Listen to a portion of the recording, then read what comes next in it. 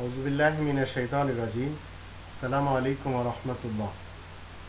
এই পৃথিবীতে বসবাস করার জন্য কতগুলি গ্রন্থ একজন মুসলিমকে মেনে চলতে হবে, কতগুলি গ্রন্থ মানলে প্রশান্তি লাভ করা যাবে, হৃদয়ে শান্তি অনুভব করা যাবে।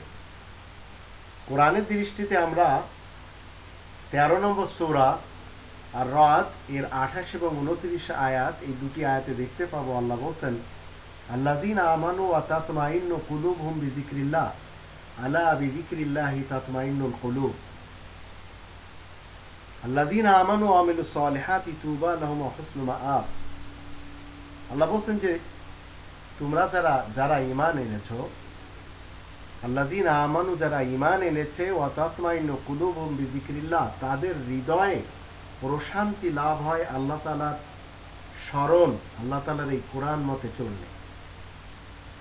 আলা বিযিকরিল্লাহি তাতমাইন্নুল কুলুব, তোমরা জেনে রাখো আল্লাহ তাআলার এই স্মরণের মাধ্যম দিয়ে, এই গ্রন্থের মাধ্যম দিয়ে হৃদয়ে প্রশান্তি লাভ হতে পারে। যারা ঈমান এনেছে এবং নেক কাজ করে যাচ্ছে, আল্লাহ বলছেন যে তাদের ঈমান এবং নেক কাজের বদলে খুব ভালো প্রতিদান তিনি তাদেরকে দিবেন, তাদের উত্তম ঠিকানা রয়েছে।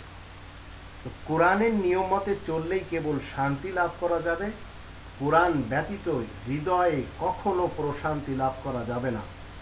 আর যারা এই জিকরুল্লাহ থেকে মনে করেন যে হুজুরের বা পীরের দেওয়া সবক, তাদের জানতে হবে 15 নম্বর সূরা আল হিজর এর 9 নম্বর আয়াতে আল্লাহ বলছেন, এই জিকির শব্দটির অর্থ হলো আল কোরআন। আল্লাহ বলছেন, ইন্না নাহনু নাযালনা যিকরা ওয়া ইন্না লাহু লাহাফিজুন, নিশ্চয় আমি আজ জিকির নাজিল করেছি আর আমি নিজেই সেই জিকিরের হেফাজতকারী রূপে যথেষ্ট।